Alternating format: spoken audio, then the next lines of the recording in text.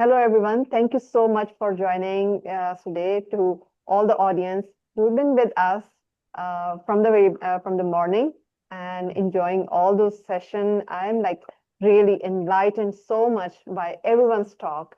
So today and this particular session, I've been looking forward to because it is from David Dibble, one of Mhm. the most amazing person I've met, and he's so wise.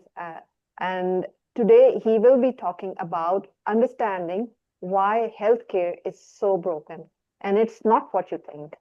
So, David Dibble is the creator of 3D Healthcare, a groundbreaking system improvement model that transforms healthcare delivery from inside out. With over 20 years of consulting experience, he has authored 3 books on 3D healthcare, including a detailed case study on its successful implementation. Unlike traditional approaches like Lean or Six Sigma, 3D healthcare drives sustainable improvement in quality of care, patient experience, staff well-being, and profitability. Inspired by his time with Don Miguel Ruiz, author of The Four Agreement, David integrates these principles into healthcare system to cultivate a culture of excellence and compassion. Thank you so much, David, for joining us. Oh, it's a pleasure to be here, Ambreen. I've been looking forward to this. Yeah, me too. So I know that you talk a lot and you've done a lot of like brilliant work in especially in the healthcare.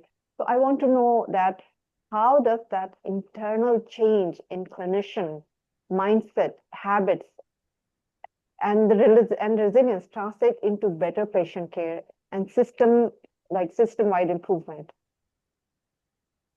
Yeah, I think what I'll do is just a little bit of background Oh, on kind of what brought me mm, to some of this thinking about, well, how do we actually, first of all, what's wrong with healthcare? And yeah, then secondarily, well, how do we fix it? yeah. So going way back, I got out of college and I started a company in the back of an old warehouse with about Mm, 5,000 bucks, and over time built it to about a $10 million business. mm, I ran into the work of two really amazing men in the early 1980s. mhm, One was W. Edwards Deming, who is probably the godfather of the whole quality movement that came from east to west starting in the 1970s. The other was a guy named Ilya Prigogine, and he had won a Nobel Prize for his law of dissipated structures in 1977. mhm, Well, it turns out Deming, he used to say that about 94% of all of the outcomes that we experience in the workplace are a function of the systems in which people work, not the efforts of the people. And so this said that if we wanted to improve something, we had to improve the systems in order to improve outputs. But probably even more important is what Prigogine had to say and the law of dissipative structures. So the law of dissipative structures is actually very simple. It basically says that systems that resist change become ever more stressed and eventually fly apart, clearing space for new systems to emerge. And this happens throughout the physical universe. Well, it also is happening throughout man-made systems such as healthcare. So when we look at what's wrong with healthcare, um, we have systems problems.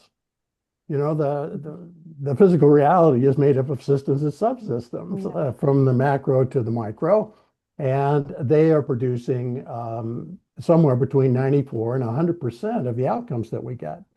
So this is where Prigogine's work and the law of dissipative structures becomes absolutely critical because it explains what's wrong with healthcare, and it also gives us a way to begin to improve those systems so that we can improve outputs, we can save patients, we can save staff from burnout, and basically we can get things working the way they were meant to work.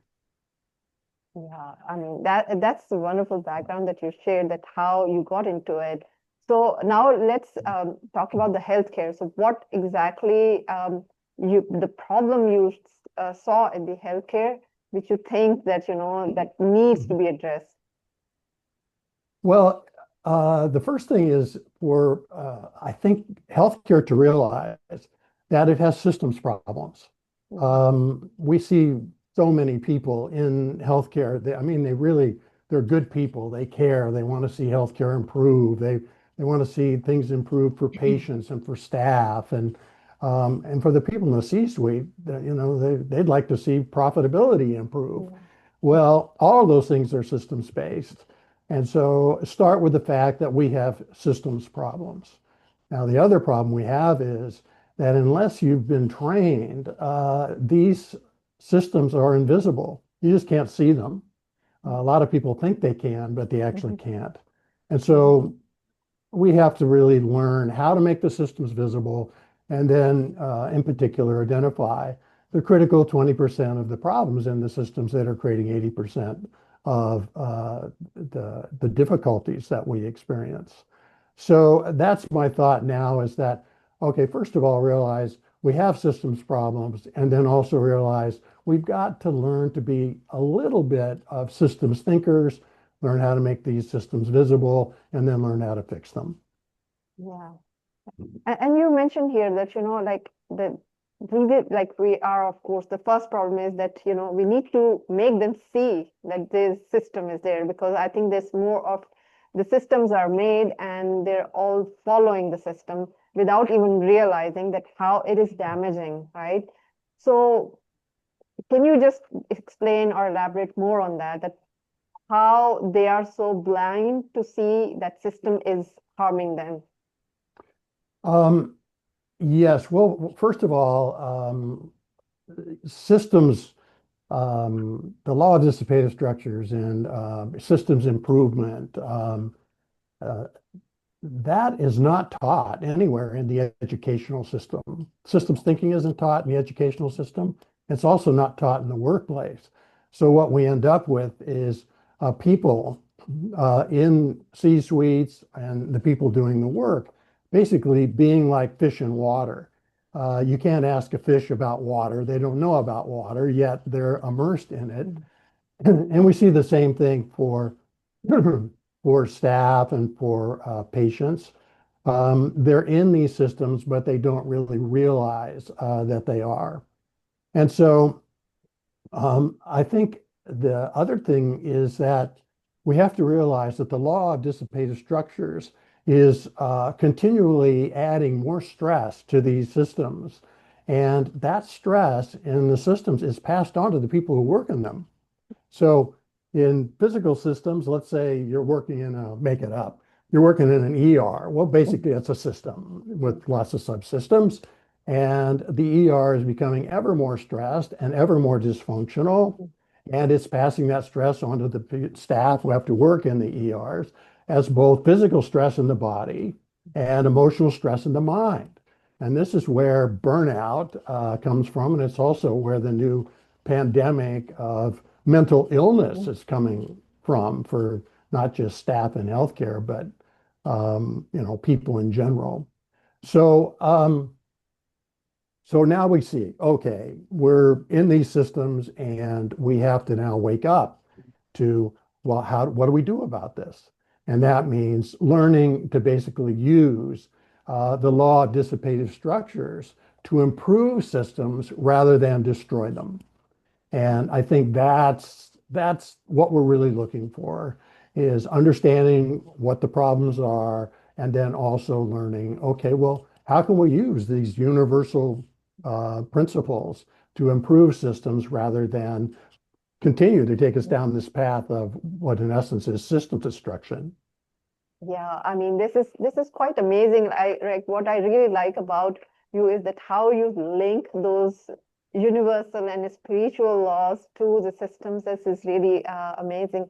But like when we actually apply those laws to, let's say, specifically healthcare system, so what do you think that why there is a resistance, especially because as you mentioned in the beginning that law of dissipative system is that that resist change, And that's how it started to eroding all the systems, because the more we resist, the worse it gets. So why do you think, why we are resisting that change when it is harming so badly? Well, that's actually a great question.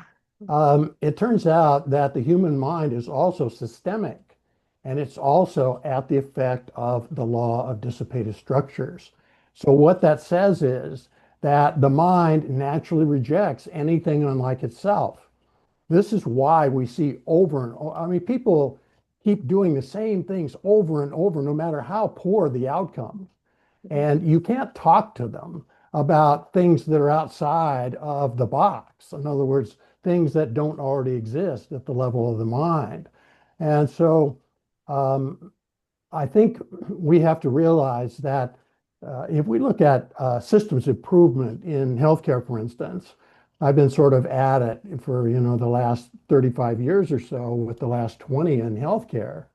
And what we see is that all of the programs that have come down the pike in healthcare, and these are programs such as Six Sigma and Lean Sigma, and all of those sorts of things, there's not essentially anything really wrong with these programs. The problem is they only are working on the systems. So, Lean has got all the tools. So here's all the tools we need to fix the systems. But they do not take into account the people who actually have to implement those programs. And those people, I think Einstein said, Mhm. you can't solve problems with the same thinking you used to Yeah. create them. And so that's exactly what we've been trying to do. We haven't looked at how do we expand the thinking of the people that are actually doing the work. In this case, it's caregivers, that are actually working in the systems with patients. And how do we get to expand those mindsets to include systems improvement as basically one of the things that they do in the way that they deliver care? And so this requires expanding mindsets, and it also requires healing of care providers from burnout. Yeah. Because what we see is if we don't heal the caregivers while we're doing the systems work, we end up with, potentially better systems, producing better outcomes, but basically people scattered all over the battlefield, in variously wounded conditions. And so we have to do both. They're equally important. One is we have to fix the systems. The other one is we have to heal the people. And those two things are equally important, and they create an integrated whole of what we might call universal systems improvement. Yeah, that's really amazing, especially the now again you just talk about the universal system, which makes me wonder a lot about a lot of like trying to apply this analogy from the universal to the healthcare or to like any other industry. So since you mentioned that, like human mind is because it's our nature to resist change, and sometimes, even when it is hurting. I think, and that's what exactly we are seeing it happening in the healthcare system, that um, that those who are getting the profits, that they are satisfied, but those who are actually are feeling the heat or getting the heat, they are getting burned out, they're stressful, and yet they are unable to actually take any action. So how to actually solve this problem, how to make them realize that now it's the time, like, now they need to expand their or go out from the comfort zone. Um, well, we actually, I think, moving into a time where the stresses that have basically been imposed upon the systems and care delivery by uh, leadership, by the Hmm. C-suites. And the problem is that healthcare is actually two systems, it's not one. We've Hmm. got the people in the C-suite, and they work for a system I call the profits over people system. And their job is to maximize profits. Their Yeah. job is not to heal people. It's not to provide really good health care. It's not to take care of the community. It's to maximize profits. Yeah. Now, the people who deliver care, they work in the healthcare system, Mm. and their job is to deliver good care. But those two systems are in many ways opposed to each other because the profits over people system sees care delivery primarily as an expense or a cost. And Mhm. so they spend all their time trying to reduce cost in order to maximize profits, which is what they're supposed to do. Yeah. But of course, that just stresses systems more, generally through, quotes, cost cutting. And of course, what we see is that cost cutting over roughly 35 years in healthcare, because it doesn't reduce real costs, which are in the systems, has produced the highest costs in the history of healthcare. Mhm. So what we're looking at doing right now is actually training people in C-suites how to take a kind systems-based approach to leadership and management, which will actually maximize profits, but for the benefit of all, not just for the people at the top, but for staff and for patients and for communities and for the world. Yes, I think that's such it's much needed, and that's what we've been like hearing, especially like from all those speakers and presenters that they've been sharing that how we can, integrate love and compassion, so to make it more profitable and to make it more sustainable, I would say, and to avoid that kind of disaster that we may have if we don't take any action. But in your opinion, what are the strategies we can apply to integrate love and compassion in the system? I think the most important thing that we have to do right now Hmm. is we have to hold these old systems together. Hmm. If we just let these things go the way they're going right now, the law of dissipative structures is going to destroy them. We already see it already in rural healthcare and um, community healthcare and underserved healthcare. They've basically been destroyed here in the US. And we can't let that happen. So, what I think is really critically important is we have to, we can't wait for the people at the top to change. They're focused on maximizing profitability. It's their job. They're going to be the last to change, in my opinion. So what we have to do basically is look, we have to show them that kind systems are much more profitable than their current unkind ones. And it's, I mean, we have case studies and I mean, we've got all sorts of data that, I mean, indicate that, good systems are much more profitable than the current fear-based ones. And so that's my thought right now is we've got to actually start working with the people in the C-suites with the people who are actually delivering care Hmm. to have both of them win. Hmm. The people in the C-suites learning how to maximize profits, particularly as their old model is also in the various stages of destruction, along with the people who are delivering care so that everybody can win, taking what I would call a kind systems-based approach to solving the Yeah, problem. yeah. I mean, that's very true, and especially, but you are saying this like it's that all the top management need to now start taking action. But if we talk about the like clinicians and nurses or the ones that who are providing healthcare, what do you recommend for them to actually, uh, first of all, avoid burnout, avoid this stress, and be more productive and be empowered to bring this change?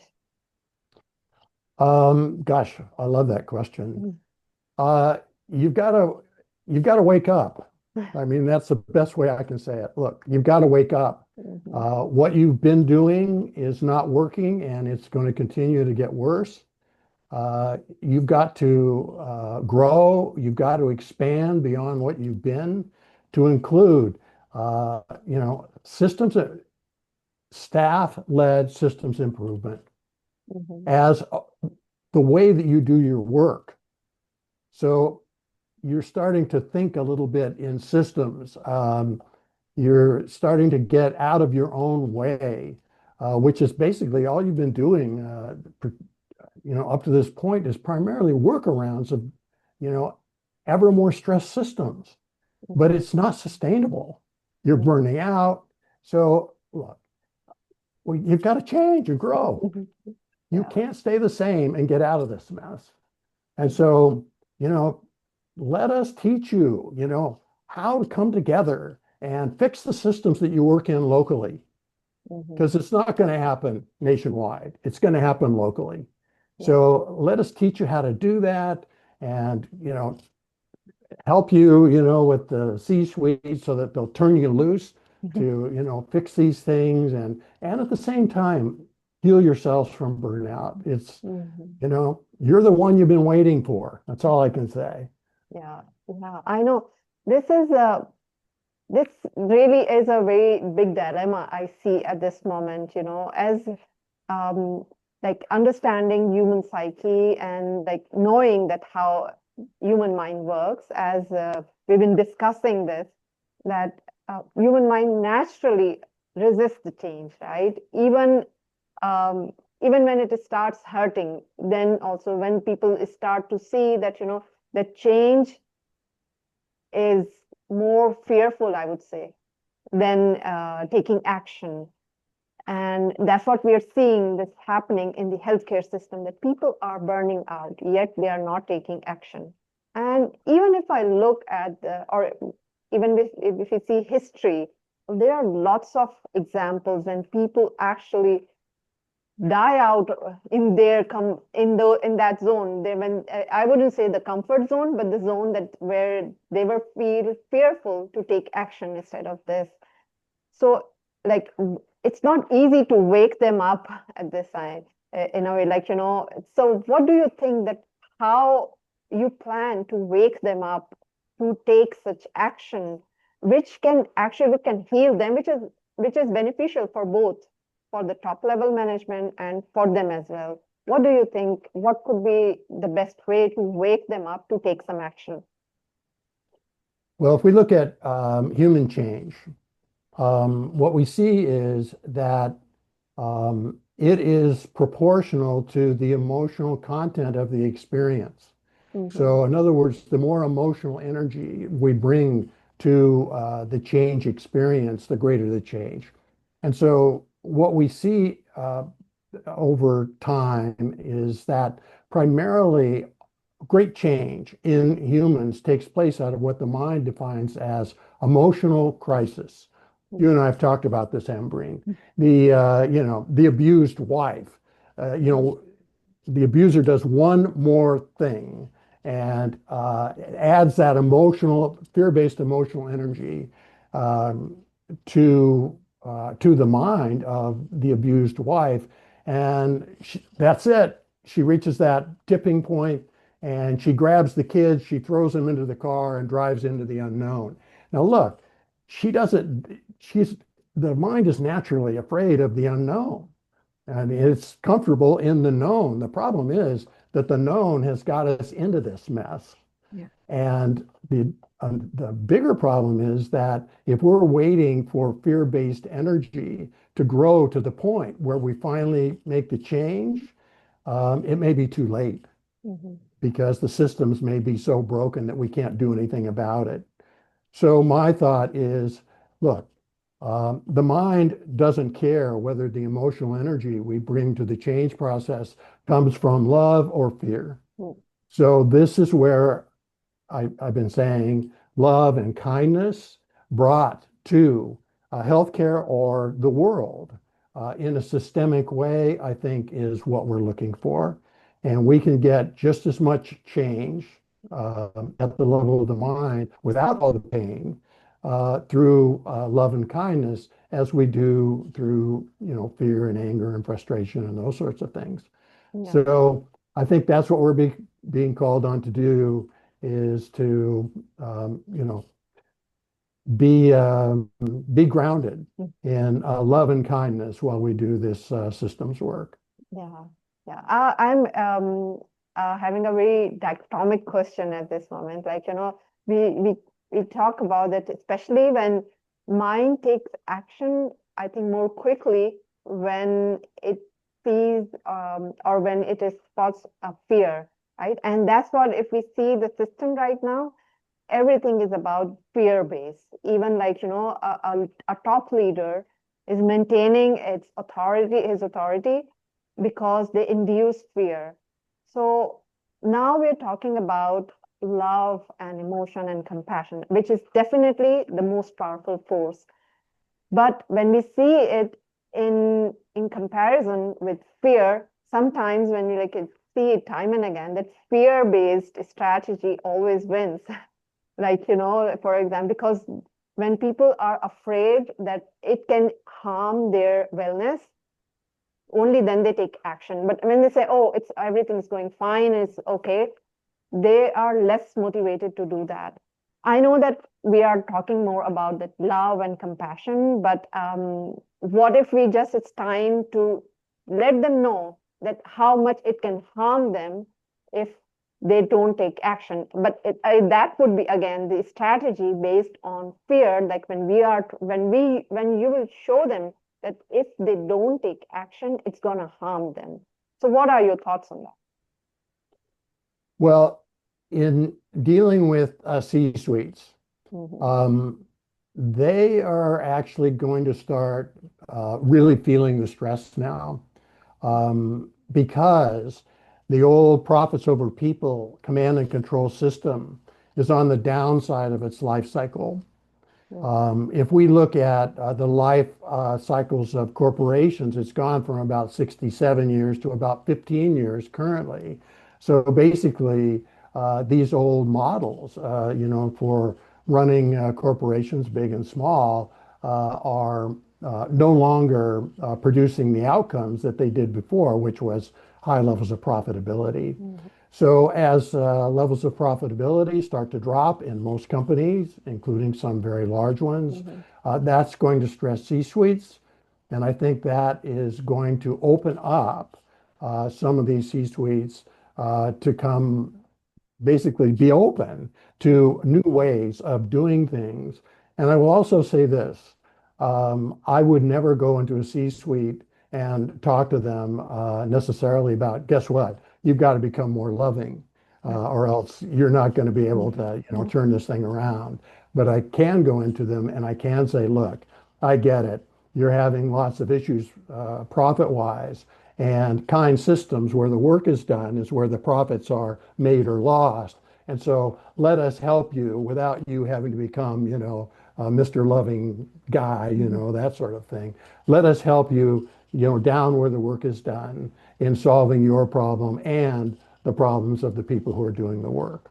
Yeah, I think that's amazing. You actually brilliantly answered this question. And I'll ask one last question, and after that, I'll open the floor to the audience that they can ask questions also. Um, AI is, evolving very rapidly and fast. What do you think? What will be the implication of AI on this healthcare system, and how it's going to impact, especially the love and compassion part? AI. So I really believe that we are living in the most exciting and perilous times in the history of humanity. I don't think it's ever been close to where we are right now. So I think in healthcare and I think in the workplace in general, AI is going to go one or two ways. If it becomes uh, a way to cut costs within the profits over people model, I think it will. I think it will put tremendous pressure on societies that cannot adapt nearly as quickly as AI is adapting. The other side of it could be that the people in the C-suite realize, wait a minute, the profits that we're looking for are made or lost where the work is done in the systems. And what we should really be looking at is using AI to make these systems the best they can possibly be for the benefit of all. And I think if it's going to go one of those two ways, I worry that the natural knee-jerk reaction for people in C-suites under I call it the POP, profits over Mhm. people system, is cost containment and cost cutting. They never stop doing it. And it's ridiculous because it hasn't worked for 35 years. Why it would work now, I don't know. Mhm. But as profits go down, what are they going to do? Are they going to cut costs some more, or are they going to wake up and realize that AI could be a huge benefit for fixing the systems and increasing profitability rather than using it for cost cutting? I think absolutely. We need to be more, we need to approach this, like especially the AI and this the way this is evolving in a more positive way. And then we can start using it, I would just say that as an ally instead of, as a replacement, I would say. So I think that's how we should approach. And I will leave the floor open to the audience that if they want to ask or add any question, so please, the, does anyone have any question or thoughts? Or maybe we can continue our conversation.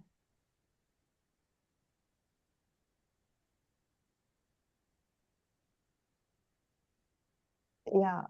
So I think nobody has any question. We can continue our conversation. Um, Especially now we are just thinking that it is time to change, and we like talk about mostly that the same thinking does not is not bringing the same result. It's time to change and everything. What are your future? I mean, what are your vision for the future? What do you think that is gonna happen? Is what gonna like you have especially specialize in like how you connect with the spirituality and all those system in this. What are your views on the future that how it's going to impact that how people will start integrating that love and compassion in the organization and then it bring about the change in the system. I think um, I think if I could send out the wake up call Mm-hmm. to humanity today and say just one thing, Mm-hmm. it's that um, change is coming, profound change is coming, and we don't get to vote on Mm-hmm. it. The law of dissipative structures is going to change us in ways that are beyond profound. Yeah.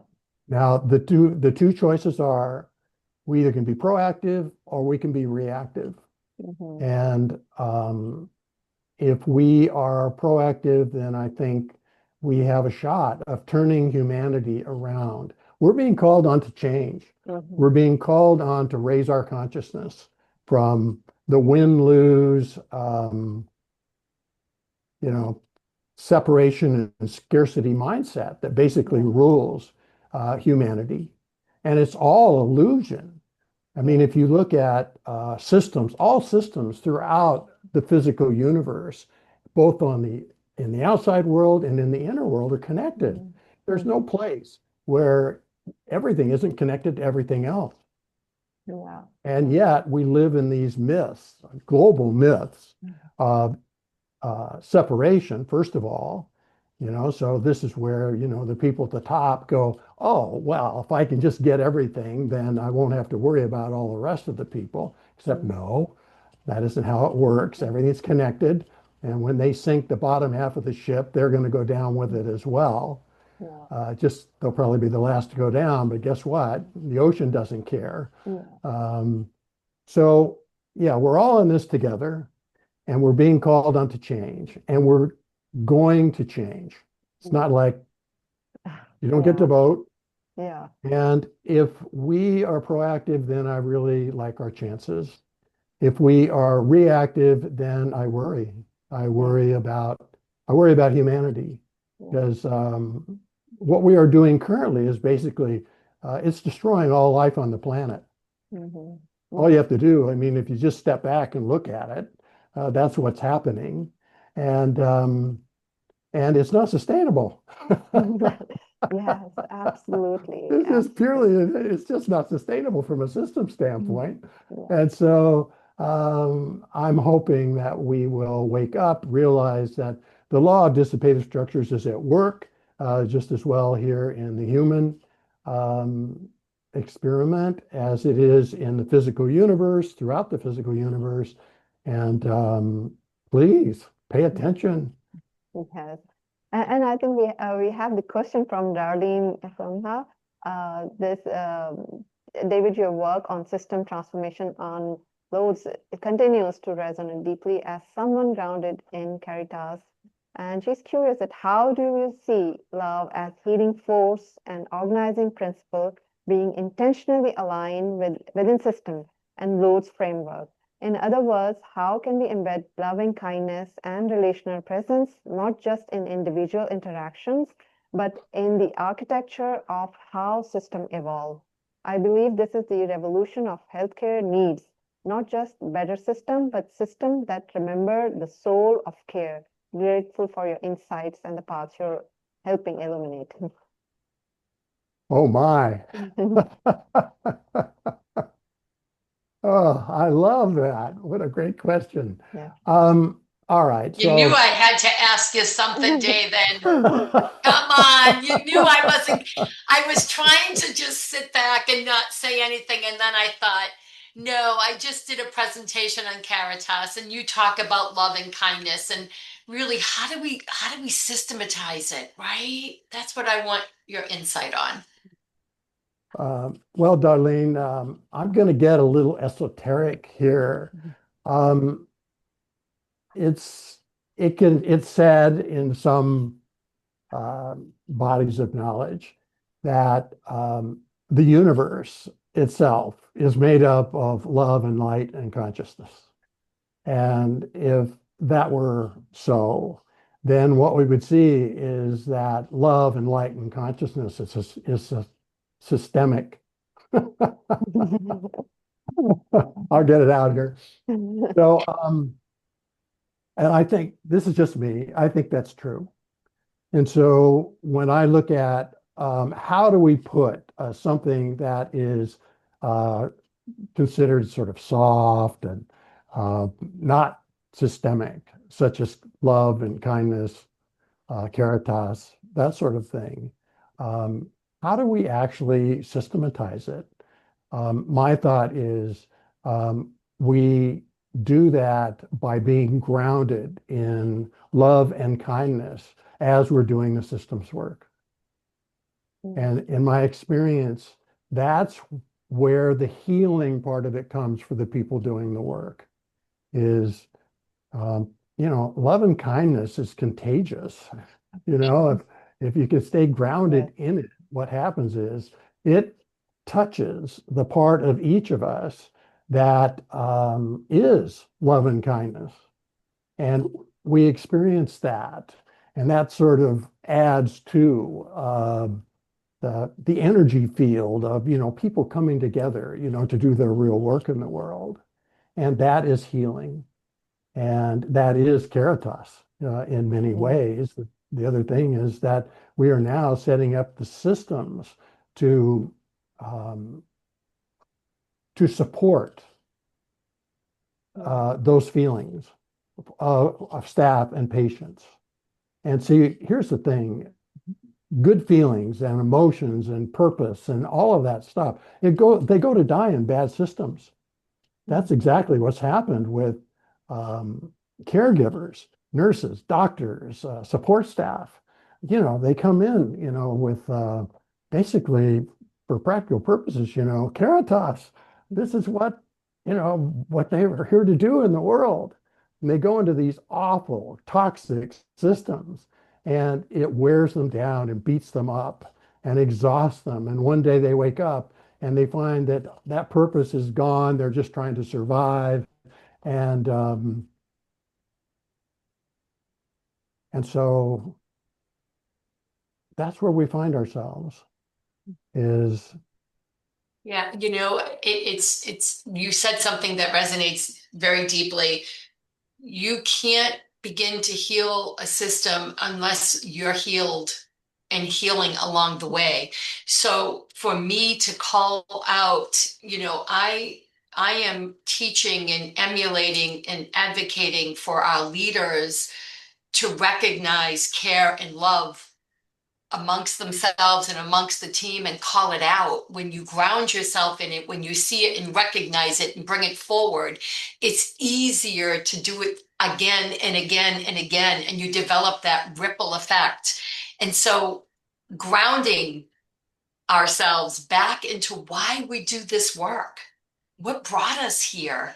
Get out of the transaction. Yes, we know things have to be done, but why are we doing it? Finding the heart in that work again. That's where I think, the real work begins, right? It's getting Yeah, right back to the core of why we're here. So yeah. love Well, listening to you. yeah. Yeah, Well, I think the other thing too is to realize that there is nothing more loving that we can do for caregivers than to provide them with good systems in which to deliver care. yeah, Can Yes. you imagine? You get up in the morning and you're all excited because when you get to work, you can really take great care of the patients and you're yeah, working on a team where everybody, I mean, you love and care about each other. And, I mean, that's a great way to spend your life and your time. yeah, And then we look at what it's turned into. I mean, these awful systems passing the stress on to the people that work in there. And we've got, physical problems, exhaustion, and we've got mental problems, burnout, and worse. And so just imagine if we could do both these two things at the same time. We can. We fix the systems and we heal the people at the same time. That's it. And yeah. if we do that, we can turn the world around. Love that. Agreed. Absolutely. Yes. That's what Apurva has a question. Yeah. Yes. Yeah, thank you, David. Thank you. Like Darlene, I guess I'm getting thrills just thinking we have the world's expert on systems here to talk with us about systems, and it's such a treat. I think, it's been an unbelievable conversation.